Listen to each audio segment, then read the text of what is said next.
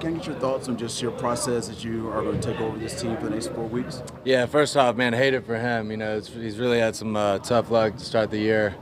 He's been playing some great ball, been leading the guys really well.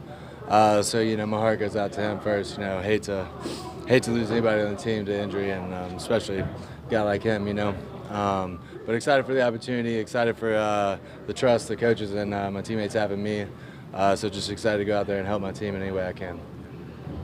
Going and playing back in Jacksonville, any unique emotions doing that because of its unique place in your career? Not really, man. Just excited to get out there and play football. Wherever, whenever. It's always a good time. How do you think you are able to connect to people in the community? Because down there are so many people who got to love you really quickly. Is there something unique about, I don't know, your personality, your play style, your passion for the game that allows that? I don't know, man. I just try to do the best I can for my teammates and help us win any way I can. That's all I can do. You guys have been very good on the road this year, 2 wins. How can you take what's happened in the past and carrying over into a hostile environment down there because they've been winning of late? No, we just got to keep looking at us. There's things that we do well, week over week, and things we need to clean up. As if we just continue to try to get better, to improve, I think we'll like where we're at. This run game has been impressive of late, especially coming off of last week. You now have the entire week to prepare with Jonathan Taylor. How much of an asset can he be for you? Yeah, man, our running backs, our offensive line's been crazy so far. They've been really running the ball well, protecting well. So, as a group, we're really excited for the things we have going in the run game right now. Gardner, how'd you end up here? I assume you had a lot of offer choices. Steichen's here. Just can you put us back where you were a couple of days before that decision? Yeah, a lot of it was Shane. My comfort with him and the offense, and I just felt like if playing anywhere, I felt like playing with him, I'd have the best chance of being successful. So I'm just grateful for him and the opportunity he's given. And was it put to you kind of that we're picking a quarterback one and we don't know what's going to – just what did you know about what you thought you were getting into? Yeah, no, they were very straightforward from the jump. They said if they pick somebody at that spot, most likely they're going to be out there playing. But just whatever happens. And, so I'm glad they thought of me, and I'm glad I'm here. Gardner, what was that 2019 season like for you? It was awesome, man. It was a dream. It's everything you wanted as a kid and then some. It was a whirlwind. Feels like forever ago now, but experience I'm so grateful for, and really grateful for, my time in Jacksonville, those fans, that community. It was awesome. How much have you grown from now until then? Not even just the football player, but as the man. I don't know, man. I think, you try to take lessons from all these things you go through, from the ups and downs. I think there's a lot you can learn from. So I just try to learn from it and carry that experience with me. We saw some great emotion from you after that win this past week against Tennessee. How much are you enjoying this moment with this type of ball team right now? I love it, man. You can never take it for granted,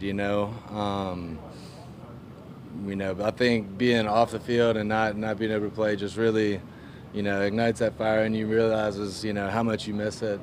And I'm just grateful every time I get to step out there. Gardner, both Shane and Jim Bob have described you as like another coach with the way you prepare, the way you see the game, the way you watch film. Is that something that's just been ingrained in you, or how much has that been something that has developed over the course of your career? I don't know. I feel like I've always had generally a pretty good work ethic, but I think as you get further in your career, you understand kind of where to put that effort and where it's most efficient and most useful.